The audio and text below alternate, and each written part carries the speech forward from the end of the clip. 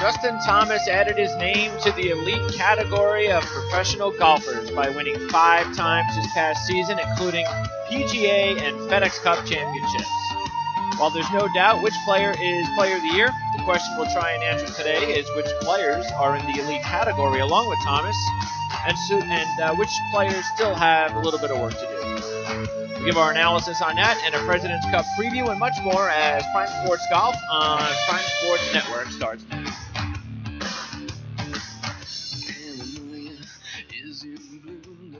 All right, so it is Wednesday, the 27th of September, 2017. I'm your host, Greg DePalma, and that's right, the 2017 season is over. The 2018 season begins in a week. And in between, we've got the President's Cup. And that's what we're going to talk about today. But before we get into the President's Cup and everything else on the show, let's introduce my co-hosts. And first of all, PGAtour.com contributor. You can also find some of his work over at ProGolfWeekly.com, Jeff Shane, who was at the Tour Championship. How did everything go, Jeff? It was good. It was good. I think that we got a compelling Sunday. I still am not entirely sold on the idea of using algorithms all the way to the finish, but it worked this time. And so it was good to have. It'll be interesting to see what that course is like in a couple of years when they move that tournament back to the last week of August or Labor Day weekend at the very latest. So what was that a change then, the algorithms, as opposed to what we've seen in the past? Well, no, just the fact that in the last 5 or 6 years, the guy that's won the Tour Championship has also won the FedEx Cup. And it could have happened if Justin Thomas had actually won the Tour Championship, but we got the situation where the guy that won the Tour Championship was not the FedEx Cup champion, nor was the FedEx Cup champion the guy that took the number 1 ranking into the Tour Championship. So that made it a little different this year. Yeah, I completely agree, Joel, because that was the one thing that I kind of, by the way, congratulations on kicking everybody's butt in our golf picks contest and hitting Xander Schauffele to win as your long shot at 90-1. So you're $900 richer. I heard you put $10 on Schauffele to win. Yeah, I should have. That's definitely something I should have done. Yeah, you should have done it. Well, Joel, you learned. Like I said, now you'll start putting money on your picks next season, and you'll be like negative 10,000 before you know it. I hear that's how it goes. Yeah, it is. So stay away from putting money down, and you'll keep kicking our butts. Okay, so anyway, that was the one thing that I took from it was I was like, he didn't win the event, and yet he won that's not feeling right. Even though it's kind of like, and the first thing that popped in my head was, well, how can you do that? How can you guarantee all the time that the winner of the Tour Championship is going to win the FedEx? And it's like, well, is that even possible to do? Is that even always going to happen? And I guess no, it's not always going to happen. So is there a way to do that other than shrinking the field? And instead of making it 30 golfers, you make it 10. I mean, I can't think of any other way. I kind of like it that way, where it can be where the person champion the last round doesn't necessarily win. And there's one point I was looking through the live updated projected standings. They had Paul Casey at number 1 when he was leading. That would have felt very empty, even if he hadn't done what he always does and collapsed at the end of of that tournament. But I liked it that way. I'm not really sure what else you can do. I think 30 is a good number for it. You would have to cut out more somewhere else down the line to have that happen. But I thought this was a year where all the, like Jeff said, all the algorithms stuff. I thought it worked out for this year. This is the first time we saw the split since Tiger and Phil did it once. And that was pretty cool that year. To have those two as your two standing up at the end. And this is great for Justin Thomas. We got to see the next superstar player show validation for all his season, and then Xander Schauffele was an exciting brought some excitement to the final two. I don't think there necessarily needs to be something to replace or to necessarily replace it. Although I haven't really liked in recent years that the tour championship winner always win the thing. Cause it's just one tournament out of 50 during the year. Okay. Well, I mean, that just shows you that there's going to be a lot of mixed opinions out there, Jeff. Look, I'm on the. That's why I felt the way I did, because usually I'm more of, okay, well, if it's a championship event, shouldn't the champion win the event, the actual event that's supposed to be the championship? If he does, and it does, it's a little weird. I don't know if any other sport does it like that. I mean, I know NASCAR, of course, made their changes. No, they made their changes though, and you have to win Homestead. So they just did that though. They did that a couple of years ago, where they said, okay, we have to fix this because we don't want Jimmy Johnson to keep winning and going to Homestead and finishing 18th or better. And then he wins the champion. Nobody liked that. That was kind of boring. So they decided, well, we're gonna go from 16 drivers to 12 to 8 to 4, and then only 4 drivers. And look, they all but they all do compete, and that doesn't mean that you necessarily. Again, you don't have to actually always win, but you at least limit the field like they did to 4. So that's what I'm saying. Do you limit the field in golf? Or even would that matter? Because even if you limit it, then you're saying, well, then that still means that, okay, what if the 10th ranked guy gets in and wins that event and he wins the championship? Does he really deserve to win the whole championship? That is similar to NASCAR. So I don't know. I don't know what the answer is. Well, here's my idea, and it's, one of 10,000, I'm sure. But start the Tour Championship on Wednesday and play the Tour Championship as a 72-hole tournament and crown a winner, and then use the points distribution as you did the first 3 playoff events. On Sunday, you take the top 4 in points for the entire season, factoring in the playoffs, and you play match play, semifinals, 18-hole semifinals in the morning, 18 holes, championship match in the afternoon, winner take all. Yeah, I mean, as far as being able at that point, Joel, to crown a champion, I would be all for that. I don't think it's great TV, but I do, unless of course it's 2 great players and they're battling it out on the final 9 holes, because again there's waiting and stuff. But I do agree with the idea of, well, there's no debate then. Hey, they're the champions. They played. They went 1-on-1. There you go, and that's more important as far as crowning the champion. And then you get best of both worlds. You get the drama of for maybe the first 3 days, and you get all that going, and everybody's playing, or the top 30, whatever's playing, and then you can go ahead and have a little bit of a match play situation on Sunday and crown an official champion. So that's an idea. Well, that would certainly be more exciting. I don't know how I would feel about having the $10 million and everything rest on match play when there's so little that going into the season, but I'd probably warm up to it. I mean, that's definitely exciting. Then you get those, once you get into match play, I mean, that would be a really fun final day to watch, and we could, it would be hard to debate. Say this guy won, this guy beat this guy head to head, and the head to head trumps everything in sports, regardless of records and all that. So, I mean, I and you'd be sorry, I was just gonna say, and you'd be guaranteed of getting 4 quality guys. We're talking about the 4 top guys in points over the entire season. So yeah, Mark Leishman might sneak in at number 4, but your top 3, you're not gonna lack for TV draw.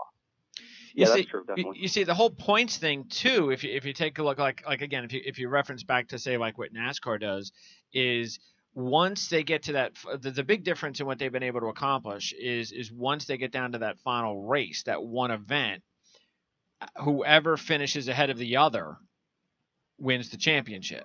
So they could finish 27, 28, 29, 30, but 27 wins championship. And that just gets rid of all the point situation. All right, well, who's this? And Paul Casey, and this guy's this way, and 2 holes later it's that way, and the points are going this way. Instead, you go, if you do narrow it down, just like you just said, Jeff, you narrow it down to maybe 4, and they don't want to go to a match play for whatever reason, then you can say, okay, well, take those last four as those players, and they know that whoever finishes ahead of the other four on that day or in that tournament wins. They win the championship, and they're battling it out in their own little scorecard. So they're not looking at necessarily all sorts of crazy point situations based on everybody else playing and doing this. They're just going, okay, who's got the better score that day or that event. So well, I would say that that's possible, but I still think, as you mentioned, you could have your four NASCAR drivers finish, 25, 27, 29, and 30, which takes away from kind of the drama there. I think you get rid of the, for lack of a better word, the riffraff. You throw the spotlight on the four, and nobody else is on the course. Just those four guys. Even if you didn't go match play, say 18-hole sprint scores, a stroke play for the FedEx Cup on Sunday, that'd be an okay alternative. All right. Well, bottom line is Justin Thomas is the champ, and he deserved it with his wins and his major win and his FedEx Cup win, so there's no debate there. And I know every year we seem to be talking about these elite players and who is elite and who's at the top, and we've seen the list growing. So Dustin Johnson has put his name up there. He put his name up there in the last year. I mean, it was Spieth. See, originally it was Spieth, Rory, and Jason. Was that what it was a couple of years ago? Okay, so we had those three as the elite players. Then we were like, okay, who's going to join that group? And we were thinking, well, could it be Ricky? And then all of a sudden, Dustin started to play well. So we know it was Dustin. So Dustin has joined that group. So we definitely have. We would all agree that we have at least. And again, let's just start with these four. They're all and look, Day did not have a big year, but he did have a lot of the personal issues, and there was some. So he had some stuff going on in his life. And he's still the 7th ranked player in the world, even though he didn't have a great year. So we would still put Jason Day into the elite category with those four players right now. Before I move on to a fifth, Joel. Not Robbie. His talent's still there. He's been flashing number one form again at different points over the last 2 months here. But it seems like he always has that one hole or that one round where he just completely loses it.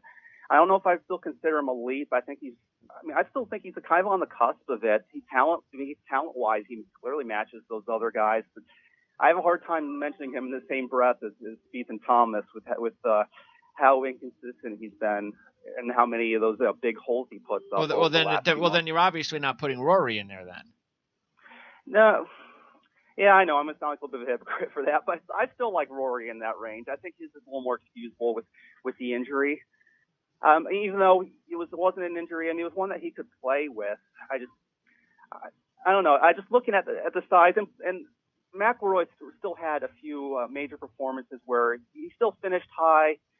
No, he's not looking like Thomas or Spieth right now, but I still feel a little better about him going forward than I do Day. Day has to show me a little more first. Are you putting anyone else in there?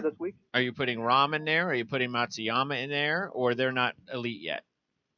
I was going to mention Rahm, definitely. Matsuyama, well, that was a rough end of the year, and especially after he'd hit number one in the FedEx Cup rankings. It's hard to, I think I'd still call him elite, even though he doesn't have a major yet. Rahm, I definitely would put up there. He's won, all over the world now, different places, different competition. He's shown all that. I think Brooks Koepka is not really that far off either. Maybe you could see him do it for another year, but he's had 2 strong seasons in a row. He was great at the Ryder Cup last year. He's got a major now. Okay. Jeff? Rahm's the only one I could say that can say comfortably, yes, I believe he's going to be there next. All right, Jeff. Then do you have Day in your elite category still? I guess it depends on where we want to draw the line at elite. Right now, I have 3 at the top, and then there's a drop. You have Thomas, Spieth, Dustin Johnson, and there's a gap. Now, Jason Day, I think, could be part of that next group, along with Jon Rahm and Ricky Fowler and McIlroy. Although, I guess it's also what's your snapshot? I mean, McIlroy is definitely elite based on 4 or 5 years of performances. Sure. And the injury is a factor this year, as was everything else, the equipment change and all that. He'll get back and he'll probably join those top 3.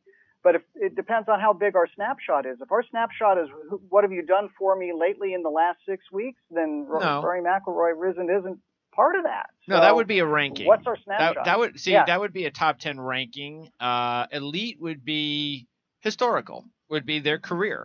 Are they career-wise? Okay. Are you willing to give them a benefit of the doubt for personal issues, injury issues, a bad couple of months, and say that with Rory, which obviously fits. So the question is with Jason, there was no question that coming into this year, Jason Day was an elite player.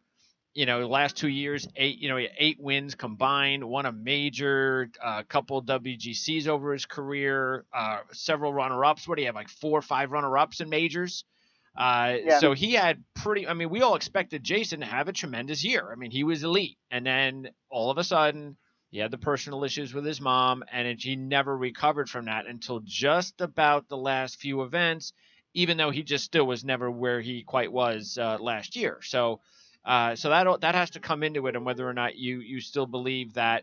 Is that something where you're like, well, he did it for 2 years, but that's all he's done it for, and since he didn't have a good year this year, I think he kind of took a little step back away from elite? Well, I think if we're cutting Rory McIlroy some slack, I think Jason Day is still at the point where we can cut him some slack. He entered 2017 as the world's #1 player. He still has performed well in spots. He was runner-up in a couple of events. If he had won in Dallas, I think we may be looking at it a little differently, because he would have had a win. He would have contended in a couple of FedEx Cup events and all that. But the goose egg in the win category probably hurts him, as it does McIlroy. But I think if we're cutting McIlroy slack, we cut Jason Day the same. Okay, so let's go ahead then. And let's get your rankings, your top 10 rankings right now. And this is different from elite. This is basically, and again, this has nothing to do with the world rankings. This is just at the end of this year, how did you believe, if you had to basically pick your own fantasy team, I guess, let's say, and you had to go, okay, I'm going to pick my top 10 guys, and I can pick anybody I want. And these are the best players in the world, as far as I'm concerned, heading into next week or next season. And these are the guys that I want to start my season with. Let's first, Joel, give me your top player overall. Top player, I still think it's Spieth. I know Thomas has had the big breakout in the better year. Spieth's been doing a little longer. He has a little more confidence. They'll both be great. But I still like Spieth as #1 over Thomas and DJ right now. But I agree with Jeff that there's a drop off after those top 3. Jeff? I think as of right now, it's really a 1 and 1A situation, but as of right now, you got to say Justin Thomas. Yeah, I agree. Yeah, it's very close. Because look, if Spieth would have won this event last week, Jordan Spieth. So that's how close it is. But Justin Thomas has just continuously, I think, defied a lot of people's expectations of exactly because we talked about this for the last year or so about how Justin Thomas had the same talent as Spieth and a few of these other guys that grew up together. Jordan just did it a lot faster. And was Justin ever going to live up to Jordan Spieth? And if he was, how quickly? And it happened. And he got off to a great start with the 3 wins earlier this season. But then we were kind of disappointed. Okay, well, all right, well, maybe that was just because it was early in the season and it wasn't against the best competition. It was all that kind of stuff that we were throwing in there. And then he just came on like gangbusters and played tremendous the rest of the season, winning the major, the FedEx, and just about playing like we've seen Jordan Spieth play in the past, where you go up against him and you're like, wow, this guy's great. This guy is the best guy out there. Justin Thomas came within one shot of becoming the first man to win 6 PGA Tour events since Tiger Woods in 2009. And there was only one other person not named Woods to ever win 6 events in a season in the past 22 years, the other one being Vijay Singh in his great 2004 season. That's the kind of perspective we need to kind of cast on what Justin Thomas has done this past season. All right. So now I would, of course, I mean, I would have Spieth and Jeff would have Spieth then as two. Who would you have as two, Joel? Would you have Dustin Johnson or would you have Thomas? No, I'd have Thomas there. I think it's so close. It kind of depends, how far back you want to look when you're saying how great these guys are now. I just think Spieth brings a little bit more of an intimidation factor, but it is really close. I mean, I think there's good arguments either way. Thomas definitely be number two. Would you have a DJ three? Yes, yes. Right now, I would. It would have been nice if he had a better major season, but we saw when he was on that he's his best is as good as anybody's. He's had a lot of wins recently. I went for him on the Steve Thomas level right now, but over the course of the year, he was I think he deserves to be ranked as high as he is. I'd say three right now. Yeah, DJ's the clear three, right, Jeff? Absolutely. And in a certain sense, the one guy that you don't want to see moving up the leaderboard with a really hot round, although Thomas is getting there, but I think the DJ factor still exists. If DJ starts making birdies on a Saturday, everybody's paying attention. All right. So now things get a little bit more trickier. Jeff, who would you have as four? You got guys like Matsuyama, who until his recent trend in the negative direction. I mean, look, he's the third-ranked player in the world. That's what kind of a season he had. 7 wins since the beginning of 2016. And, of course, he had that tremendous stretch. If you look at it from what happened last year, and that's what had happened. It happened at the end of last year when he finished 5th at the Tour Championship. He wins in Japan, runner-up at the CIMB, wins the WGC, wins another Japan, wins the Hero Challenge, runner-up at the SBS. Few events later, wins the Phoenix event. Then he kind of, like Justin Thomas, kind of disappears for a couple of months. Up until he started to play a little bit better again and almost won the U.S. Open and played well, of course, as he seems to always play well in most of these majors. Wins the WGC Bridgestone, almost wins the PGA Championship, and then the last 4 events maybe runs out of gas. And he definitely ran out of gas. He's kind of up there, but I don't know that I make him my number 4 player. I just like the upside of Jon Rahm a heck of a lot better. The only thing that may be missing from Rahm right now is major championship performances, but that's going to come. And for a guy that saw a lot of courses for the first time this year, his performance level overall was fantastic. I don't know, I haven't done the research, but I don't know that anybody has ever finished top 10 in all 4 FedEx Cup events before. Now, he didn't win any of them, but that's still a pretty strong performance. Okay. So you're going to go ahead then, and that includes Rory. Again. That includes Rory. So you're going to go ahead and put Rahm ahead of Rory and as your 5th, as the 5th best player right now, as they are in the world, and look, 4th.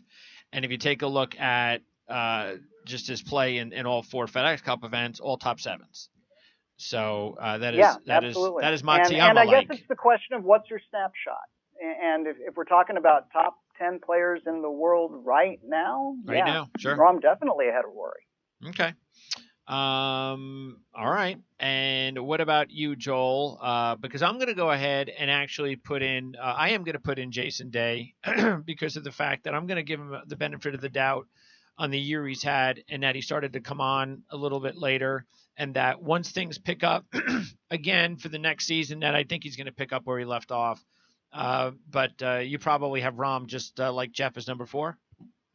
Actually, I'm still a believer in Rory. I know it's a little higher than some people would have him, but his best is just so much. I mean, his best is the best of anyone on tour, and he showed it a little here and there. I'm willing to cut some slack for the injury this year.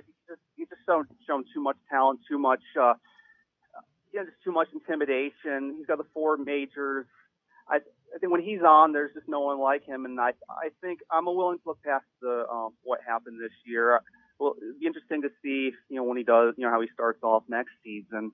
I still think he's like right on that periphery of elite. I'd still have him 4. Yeah, I have absolutely no objection to that because I would have Rory as a fifth, right next to Jason Day. So Jeff, you have Rom fourth. You have Rory, Matsuyama. You have Day. Who do you like after Rom?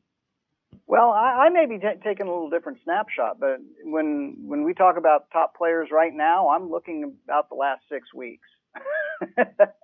And so, in that case, I may be a complete outlier, but I have Paul Casey as number 5, and another guy that has performed very consistently in the recent weeks, had a very solid FedEx Cup finish. The only thing that he didn't do is play well on Sunday, but his performance in this most recent window, I would say from the PGA Championship forward, is better than McIlroy, is better than Day, is better than some of the other names on the list. He's got to. I mean, you just wonder what happens when he wins, and Yeah. what will that do to his confidence? Because there's no question he's not finishing the deal because something's wrong with his confidence. He just can't get it through his head that he can win any event, that he's hanging in there, and he's just too good. So he is going to be somebody that when you do look at next season, and if you are, and when you're thinking about fantasy games and such, you're probably going to be able to look at Paul Casey as a nice little sleeper, because if he winds up getting that first win early in the season, he could have a tremendous 2018. But he's got to get that first win as early as possible. But you do figure when he does, the dominoes will fall. So yeah, I'm going to put Rory at 5. Who are you going to have at 5, Joel? Well, I like Rahm at that point. I think he's just, was mentioned, doesn't seem to matter what kind of course, the style of the course, who his competition is, how much experience he has on it. He's been consistently one of the top players everywhere he goes. And you mentioned it. It would be a little nicer to have him some playoff experience. If he had some better major results, maybe I would have him above Rory in that circumstance, but I think 5th is good for him right now. And who would you have at 6th following Rahm? Because you still have Matsuyama, you still have Fowler, and a few other players. So who would you have after Rahm? This one might look like a bit of an outlier too, but looking at a combination of some recent year stuff and how I thought they ended the year, I still like Henrik Stenson a lot. His iron game is still pristine. He's the same age as Casey, except that he has, he's been able to finish, a lot of times now. That last round at the BMW was disappointing, but that was really just one round. He had really started stepping it up again before then. He had a little bit of a dip last season at one point. But I think where he is right now, I think he's still top 10 to me. I like him at 6. Okay. Who do you have after Casey then, Jeff? Because that means you have Fowler and Matsuyama and Rory and Jason Day still available. This is where I start vacillating and making changes on the fly, but I think I'm going to stick with Ricky Fowler as number 6 right now. Again, the window of late summer through the end of the FedEx Cup has been pretty solid. Disappointing at what he did in Atlanta. Maybe it was just a situation of running out of steam. But other than that, his performances without winning, unfortunately, have been pretty solid, and that includes a runner-up at the BMW just a few weeks ago and a top 5 at the PGA Championship. Okay. I'll stick Matsuyama in there before Fowler or Rahm, and I just think that if I got to look at it as exhaustion. The kid's just he's just a machine out there. He's at his best season. I think if he had a couple of weeks off, and when we see him again, if he does take a few weeks off at some point, then I wouldn't be surprised if he's back and better than ever. So I'll put Matsuyama as my 6th top player, and then I'll put Rahm as my 7th player. So who is your 7th player, Joel? You still have Day available. You still have Fowler available. You still have Casey available. You still have Matsuyama available. I think that's where I'd put Day. We're seeing the flashes of him getting back to that range, and balance the 7th actually feels low for Day. That's just where he ended up when I was looking at these. But yeah, he's shown those flashes of being back. He had a round recently, 95 putts for the entire 4 rounds, which is the lowest anyone had all year. When he has that putter going, we saw in 2015, how incredible he is, and the upside's still there, major experience is there. I think I feel like he should be higher than I have him, but I can't have him any lower than 7. All right, Jeff, you can go Stenson, you can go Day, you can go Rory, you can go Matsuyama. Who are you going to put as your 7? Day is also my 7th choice at this point. All right, and again, I have Rahm 7. So who do you have 8, Jeff, after Day? My number 8, we obviously saw a big lull in the middle of the season, but he started coming on again a little bit toward the end, and he played well under some pressure situations to get all the way to the Tour Championship. That's Sergio Garcia. Yeah, you do wonder what kind of a season now that Sergio can have, because you would almost think it could be a delayed reaction season where even though he didn't follow up the Masters win with great golf. Matter of fact, he was playing a lot better golf the last couple of seasons before the Masters win, and after that, in the marriage, and you can give him a break. He had a lot of distractions going on over the last few months of the season. So with the distractions out of the way, starting a new season, once he does in 2018, you wonder, will Sergio be better than ever? So he's another person that could be a nice, in a way, a sleeper. And again, I mentioned sleeper for Sergio because of the fact that here's a guy, believe it or not, who has not won more than twice on any given year professionally worldwide since 2004. So I think Sergio's got a little bit more than that left in him, don't you think, Joel? Yeah, he seems to. It's almost like he enjoyed that Master win so much. I mean, I don't want to say he stopped trying or anything like that. He was still playing well. Just maybe the fire was a little different. He finally was able to relax a little bit. He showed in the Cup playoffs. He still has that form. He did seem to disappear for a long time mid-season, but I mean he's still 37 too. That's hard to believe. It feels like he's been around forever. Sure. Yeah. He could still be good for a while longer. Prime. Yeah. Yeah. Absolutely. All right. So that is number 8 for Jeff. And by the way, my 8 will be Ricky Fowler. So I'm going to put Fowler at 8. Now, you don't have Fowler yet, Joel, with your top 7. You don't have Casey, you don't have Fowler, you don't have Garcia, and you don't have Matsuyama. So who's your 8th? My 8th is Brooks Koepka. I think his game translates to pretty much everywhere. I mean, he's got the length, he can putt. He's shown that he can match down with these, or he can compete with anyone down the stretch. He's someone who seems to put up these really low rounds out of nowhere. We'll see if he gets a little more consistent this year. And he had that little bit of a lull early on, but once he got going, he was one of the best on tour. All right. So now we only got a couple left. So I tell you what, after Ricky, my 9th, I'm going to go ahead and add on a player that we have not added on yet because he did start playing a little bit better at the end of the season. And here's another guy that could definitely be a Sergio Garcia type of sleeper, somebody who hasn't won. He's only won more than once in his entire career professionally worldwide. That was back in 2002, and that's Justin Rose. So I think Rose, for whatever something, I don't know. Was there anything to figure out, Jeff, of why Justin just did not put together the type of season we expected, even though he played a lot better down the stretch? I think that there was a certain amount of post-Olympic letdown, kind of, as you see with a lot of players post-major. I think there was post-Olympic letdown combined with he's still kind of dealing with the back issue. And so I don't think he really got out of first gear until late. And it's, kind of unfortunate that we didn't see his best during the PGA Tour season. We'll see how he does kind of down the stretch over in Europe. All right. So, Jeff, who is your remaining 2? You've got Garcia as 8.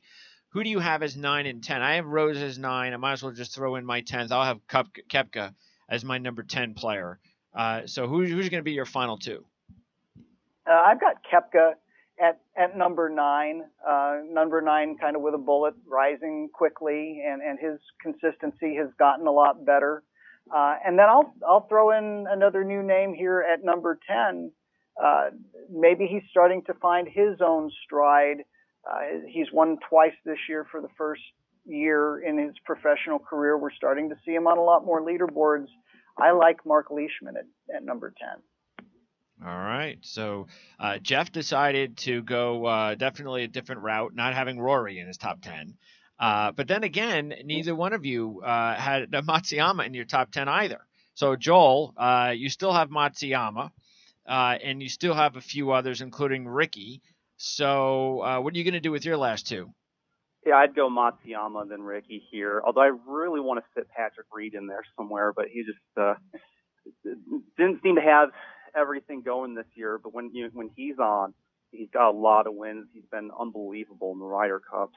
He's someone I want to put in there, but I can't quite say I think he's better than Matsuyama or Fowler right now.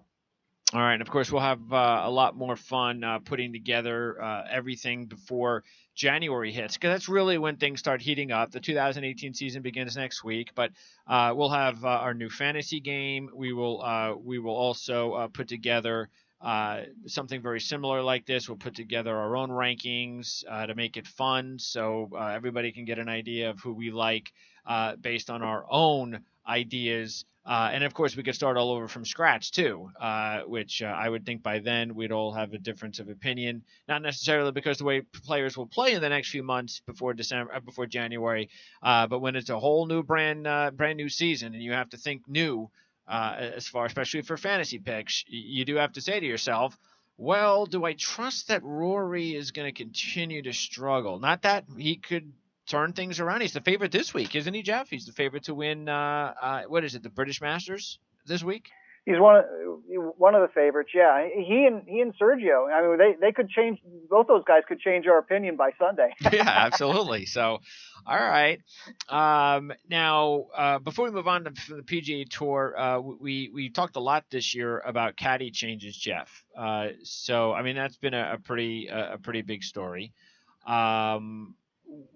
We've also heard recently, I guess, now Steve Williams, Adam Scott, they've had this very strange relationship the last year and a half. Is this now completely done? They're parting their ways. No more majors or special occasions or anything like that.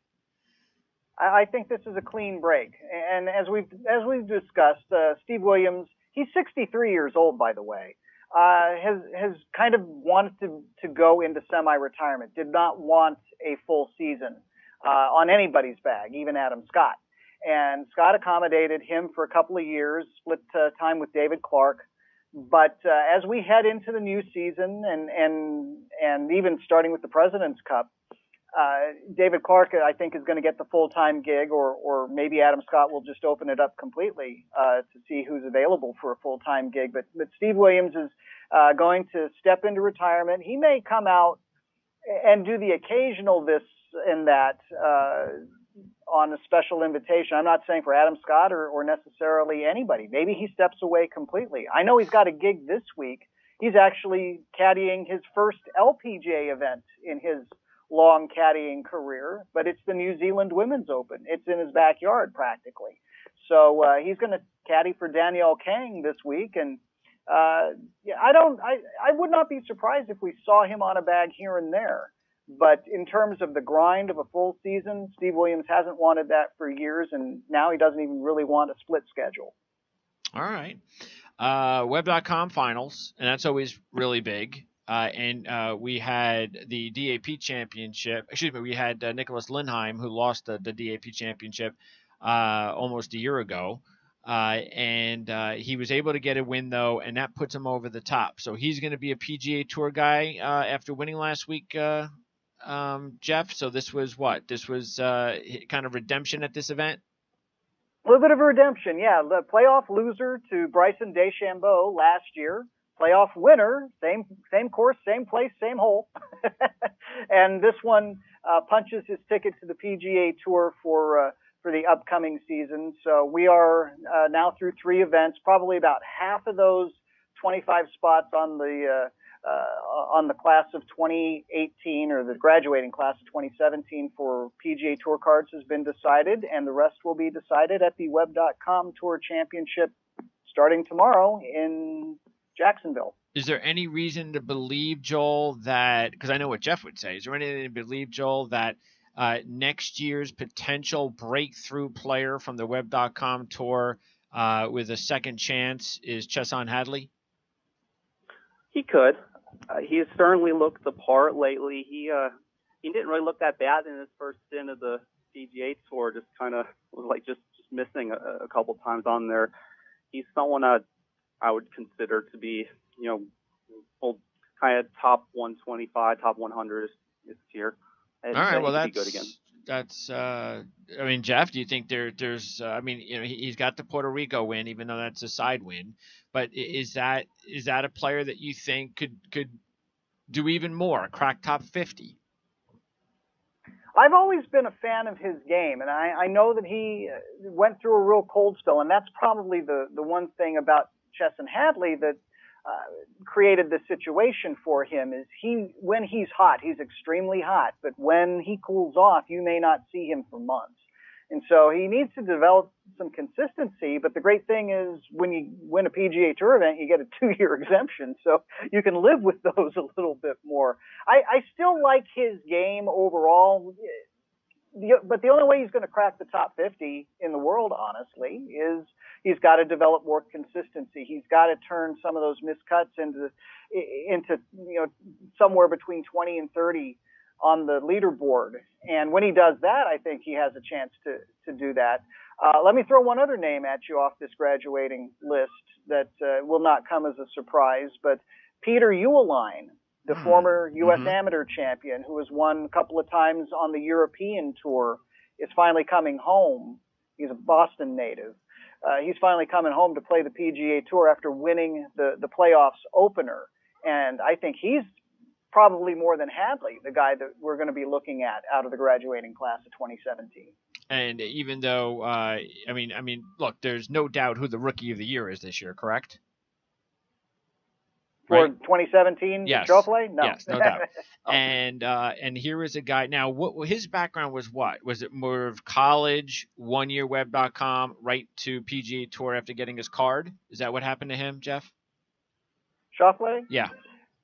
Yeah, basically, he never had the same kind of profile. He did not play a lot of top junior events, and some of that I think because of finances. The AJGA is an expensive proposition for golf parents, so he limited his entries on the junior circuit.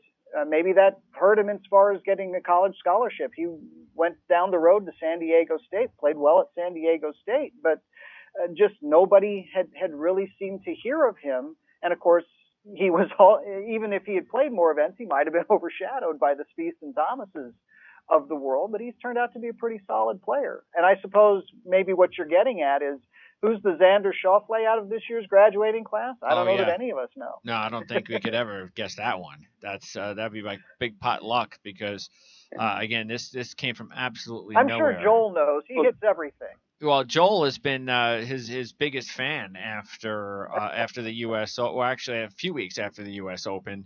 After it was okay, yeah. Because how many times do we see these U.S. Opens and British Opens, and you see these players somewhere in the leaderboard? Oh, that's so cute that he finished in the top 10, and that's what he was. He was one of those guys, and then all of a sudden, winning Greenbrier, and it was like, well, we got to take this guy kind of seriously here.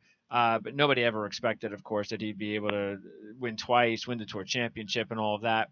But what you've seen on the golf course right now, Joel, what leads you to believe that he can get even better, or has he peaked too early? What kind of talent do you see out there that gets you excited about him being not just somebody that has had a great couple of months?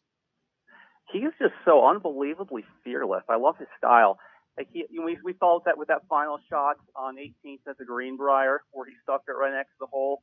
And then this past week at the Tour Championship, he drove into the trees at one point. All of a sudden, Thomas was surging, and there's thought that maybe this is where Sanders gonna fall back a little bit.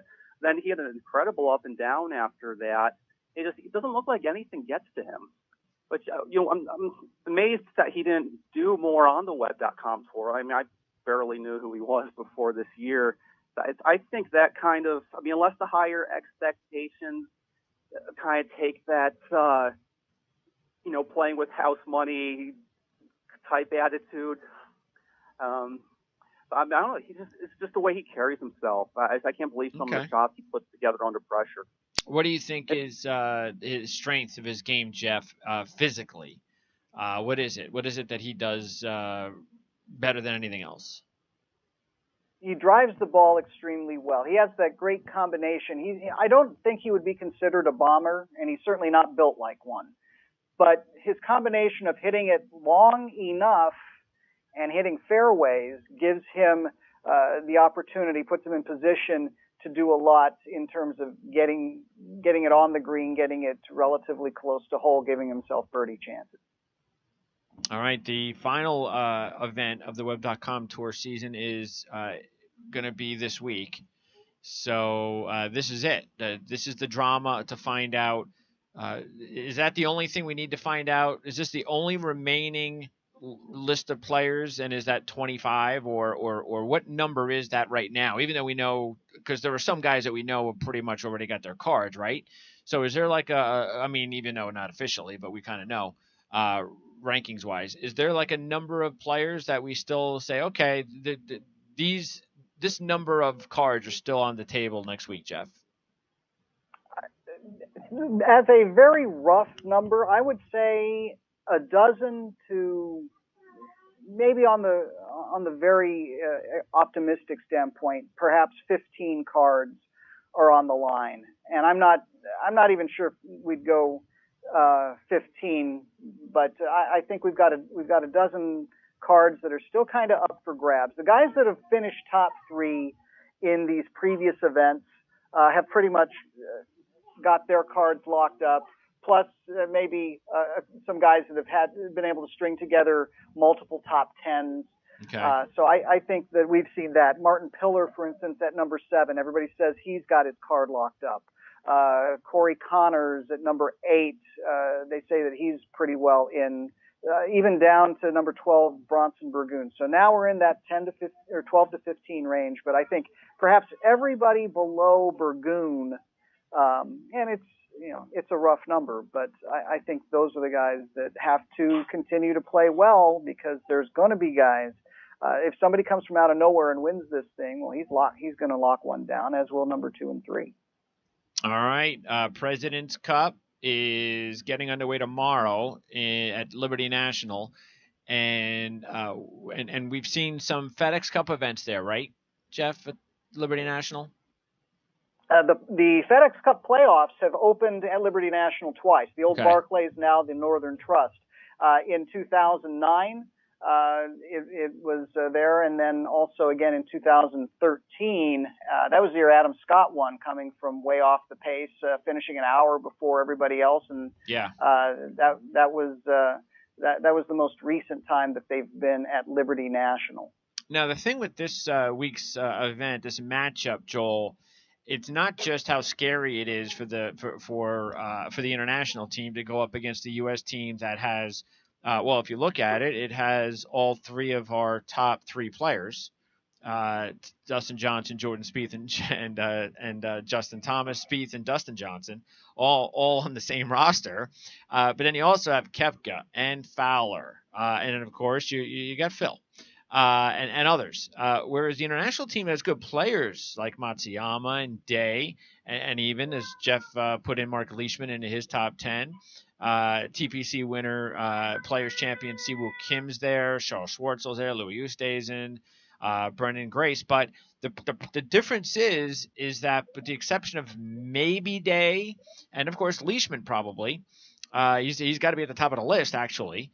The team isn't really coming in on a good note, and there's not a lot of hot players coming in for the international team. I mean, the resumes are good, not as good as the U.S. team, but the resumes are good, but they're just not hot right now, and that's why they're a 4-1 dog. Yeah, that's true. I mean, I think looking just talent-wise, there's not that big of a gap between the two sides. But like you mentioned, there's no one on the international side, you say really has it together right now. I mean, Louis Oosthuizen's had his moments, and he and Brandon Grace were just unbelievable in the last President's Cup. So maybe this format will get them going again. But yeah, Matsuyama says he's tired. I don't know how much more rest he's going to get from the end of the last event to this week. So he's probably still tired. Yeah. Jason Day, he's another one. It wouldn't be surprising if he just went off, but he hasn't really shown either. Adam Scott, we don't know where he is right now. As great as Brandon Grace was last time, he just kind of had a few moments here and there this season, but he's disappeared a lot also. Yeah. They got a few good young guys. What I was really hoping they would do is Nick Price. I give him props for bringing Anirban Lahiri back after what happened last time. You know, maybe he thinks that can be the next Brandon Grace, who went 0-4 the one year and then 5-0 the next. Well, who could he have given it to? Who else could have got the job? Just for entertainment purposes, mostly. I was really hoping he was going to go with either Hao Tong Li or Jian Hong Wang, just to get that. I mean, it would have been more the youth factor. Lahiri's at least done it before, and he's 30 compared to those guys being younger. With there being no second obvious choice there, I was really hoping he was going to go with one of those two, and he didn't. Lahiri, that's still. I like seeing these countries that don't have much of a golf presence. You really start to find. That's why someone like Lahiri is fun to watch, or even Lee with China. Okay. So yeah, Jeff, this looks like one of those. I mean, I try to always give the long shot a chance, but I can't figure out any way of giving the long shot a chance in this one. If the international, the way this team's playing, if they were to beat the U.S. team, to me, this might be the biggest upset I've ever seen in one of these events. Well, it would absolutely be a huge upset. The mitigating factor, the great equalizer, and I'm not sure that it absolutely equalizes, but we're awarding points based on 18 holes, not 72. And any one of these guys can get hot for 18 holes and knock somebody off. Mm-hmm. And, that's a little bit what happened 2 years ago in Korea. Now, I think the teams were closer matched on paper 2 years ago. There had not been the emergence of Koepka and Thomas. But when you're asking somebody to just play well for 18 holes and beat the guy in front of you, you don't have to beat the field. You just have to beat one guy or two guys, in the team matches. I think that makes it a little bit different, and momentum is a huge thing. You get a guy down three up. Can you close it out? Can the other guy come back from something like that? So, what I've often seen is that even when it's a mismatch, it's closer than the mismatch seems to be. All right, and the biggest difference between the Ryder Cup and the President's Cup, for anybody out there that wants to know? Well, I think the biggest difference is the format. There are two extra foursomes, there's one extra foursomes match and one extra four balls match. So they separate the early sessions. They play one session Thursday, one session Friday. And for those, you get 5 matches. You only sit in 2 guys out instead of 4. So that showcases a little bit more of your depth. It used to be, actually, that they would send all 12 guys out and have 6 matches on Thursday and 6 matches on Friday. And it was Nick Price that actually suggested that they pair those back by 1 match each to try to make it a little bit more competitive with the internationals. It's the depth issue that has really hurt the internationals, and that proved an immediate payoff when the internationals almost won 2 years ago. So it's 5 matches Thursday, 5 matches Friday, double sessions on Saturday like they do at the Ryder Cup, 4 and 4, and then the Sunday single. All right, and this will be on which network besides the Golf Channel? Who's doing this? It is an NBC showcase. Okay. Yeah. All right. So, and by the way, they're also changing the schedule. Now, is this a permanent change next in 2 years as far as the date? Well, I don't think it's a permanent change, especially because if I'm not mistaken, it's a Midwestern course that is going to host the next President's Cup. I don't remember who it is off the top of my head. In Australia? Actually, I think. No, no, I was talking about if is it going to be a permanent change? No, because December in the United States is cold in a lot of places, but in Australia it's great. So when Got it. the Okay. President's Cup goes back to Royal Melbourne in 2 years, instead of being played in the fall, it will be played in December in the prime golf season for Australia. So that's going to be a mid-December tournament. That's going to be December 15th, give or take a few days. Okay. So that's going to be the schedule there. But when it comes back to the United States in 2021, I'm starting to put together. I think Quail Hollow may actually be the President's Cup host in 2021. Okay. Quail Hollow is okay in December, but it's even better in September. All right. And by the way, the 2018 season begins next week, and actually there's a halfway decent group of players playing next week. You have, I mean, Phil Mickelson's playing next week. It's a California tournament. Phil can fly home every night. So yeah, Phil Mickelson has started to add the Safeway Open cool. to his schedule, and that goes back out to Silverado Resort in Napa, where we saw Brendan Steele win last year. And it's big. I think they do take a little bit of pride in being the opener, and it will be the last PGA Tour event in the United States for about 3 weeks, because there is a 3-week Asian swing that immediately follows. Okay, then we get into CIMB, WGC, and what's the other one? Brand new event in Korea, the CJ Cup at 9 Bridges. Say that 3 times fast? So that's CJ Cup at 9 Bridges. That's in Korea? Or the 9 Bridges Cup at CJ, or I don't know, whatever. Okay, so that's all right. So another event over there, which is always nice. So that's cool. More, I'd love to see these guys. It's you see these European. I don't know where the event this week in Europe is where exactly are they? They're in Newcastle, England. Okay. So now, is that a regular stop at that location, or is that? Because you know how sometimes they go all over the place with some of these events. Because sometimes you look at these European events and it's just amazing. I know it. I mean, the views are amazing, like when they're in Switzerland, that's for sure. But when you go to some of these places, you're like, oh, I mean, you just wonder. I mean, if some of these other players, if it wasn't for the travel and the time zones, if they wouldn't love going out there too and playing. But it is what it is. So that's going to be a big event, though, considering it's a good field over in Europe this week with Sergio, as we mentioned, Rory, and a lot of other pretty good players. So yeah, it's kind of go ahead, Joel. I'll let you speak. Oh, no, I wasn't saying anything. That was his kid. Oh, okay. Oh, okay. Sorry. It's kind of a unique situation with the British Masters. They designate a tournament host, and the tournament host gets to name the course.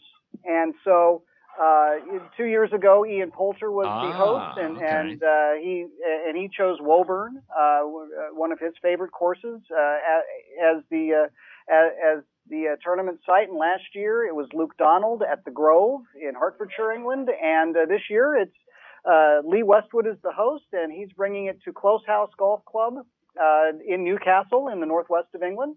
And it is actually a Lee Westwood designed golf course, but it is strategically placed on the calendar right after the FedEx Cup is done, so that all the European stars can come back and play what is really kind of one of the showcase events, as the European Tour kind of gets into a stretch of showcase events. Yeah, when does that start? What do they have? 4 events as well? Is that what it is? 3 or 4 to end their season?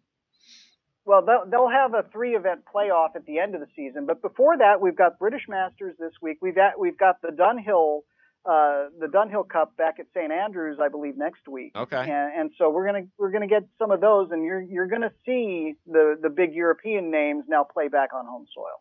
So we're still a few weeks away though from the beginning of their playoffs. Yeah, their playoffs actually doesn't start until November. Oh, so. Good. They don't. 6 weeks. You have to deal with the NFL. All right. Okay. So Jeff, what's going on at Pro Golf Weekly? You guys must have a lot of stuff for the President's Cup. Yeah. Please check out Pro Golf Weekly at ProGolfWeekly.com. You can get all the stats, videos, compelling analysis, key highlights, and the best in social media for every pro tour, including the PGA and LPGA tours. And we have a very extensive overlook of the President's Cup this week, a breakdown of or profile of every player on both sides. So it's pretty much got everything you would need for that. Also, Jeff Shane's 10 storylines for the President's Cup is a great read as well. And again, that's ProGolfWeekly.com for the best in social media in a one-stop web portal for all the tours worldwide. And also follow me at Joel J. Cook at Twitter for latest updates, commentary, and much more. Excellent. And we'll tune in again when we do this again. Yeah, well, 2018. So we'll start the 2018 season next week, and we'll start our quest to dethrone you from our picks. And of course, it's a lot harder when we've got these events because even though there's some pretty good names next week, I'm sure there's a big drop off. But hey, there is though a lot more quality in these fields than ever before. So I'm sure it'll be a halfway decent field, and it just makes it even tougher to figure out who's going to win. But that's Joel's. That's our problem, not Joel's, because Joel always picks winners. Okay, Joel. So no pressure. We'll talk to you again next week. Enjoy the President's Cup, and thanks for checking in with us again. Thank you, Greg. You got it. That's Joel Cook, ProGolfWeekly.com lead writer, and Jeff, you've got your first look report. Well, basically, now if anybody wants to know, of course, your first look report for you had it for the President's Cup or just for the Tour Championship last week? No, the President's Cup gets a first look as well, and we put that out on Friday, and has kind of the capsule look at what's going to happen this week, some of the storylines, and obviously maybe the one thing that we didn't touch on in the various storylines of the President's Cup is this is a huge President's Cup for first-time participants. Half of the U.S. roster is actually playing their first President's Cup, and then you might want to put an asterisk next to Brooks Koepka because he played the Ryder Cup last year. But for the other 5, this is their first experience in that team event, and there are 4 President's Cup rookies on the international side too. So maybe something else to watch as the weekend goes on. Yeah, Europe better watch it because with Brooks and Justin starting to catch up, and of course we know where Dustin and Jordan already are. The U.S. team is throwing in Ricky. That U.S. team is starting to look pretty good right now. But we're a year away from the Ryder Cup. Anything can happen. But still, Europe's got some catching up to do. And this isn't Europe, but next year, but for the Ryder Cup, it will be. And even though U.S. team, even though it'll be in Europe, you would have to think right now the U.S. team is the favorite, right? You would think so, but I've also seen enough Ryder Cups in recent memory where the U.S. has had the better squad on paper, and then Ian Poulter and Rory McIlroy start sinking putts from all over the hemisphere. Yeah, sure. Favorites don't always win. All right, so we'll check out your first look report for the Safeway Open on Friday at pgtour.com. And also your Around the Tours report is available on our website at primesportsnetwork.com. And then as Joel said, you can check out Pro Golf Weekly for your so is that like a weekly specific report that you do at progolfweekly.com? What is it? What is it specifically called?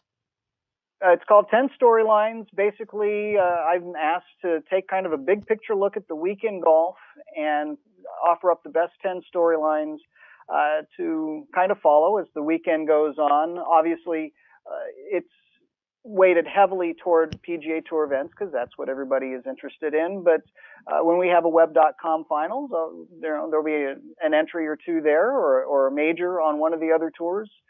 We do cover the waterfront. It's not just 10 storylines on the PGA Tour only. All right. And of course, there's more of the headlines that we did not talk about on this show that you can check out on the Around the Tours report. And there's a bunch of stuff there to take a look at, including some Solheim Cup news. You got some Solheim Cup news to read up on, and LPGA we didn't really talk about this week, and the PGA Tour champions. You've got the Bernard Langer, and he won again, right? He won again. So 5th win of the year. Yeah. So a lot of other storylines going on. You can check out Around the Tours at primesportsnetwork.com for that. Okay. So for Joel Cook, And by the way, and as I said, next week when we do the show, it will be to preview the 2000 and well, actually, we'll be doing the 2018 season. We won't really have an actual preview and predictions and fantasy picks and all that until January, but we will be here starting next week and every Wednesday to talk about the events that still go on the PGA Tour, including the Safeway Open. So that's next week right here and every Wednesday at noon Eastern on Prime Sports Golf. For Joel Cook, for Jeff Shane, I'm Greg DePalma. Thanks for tuning in. We've got one other show coming up later on the Our Lads Football Network at 4 o'clock.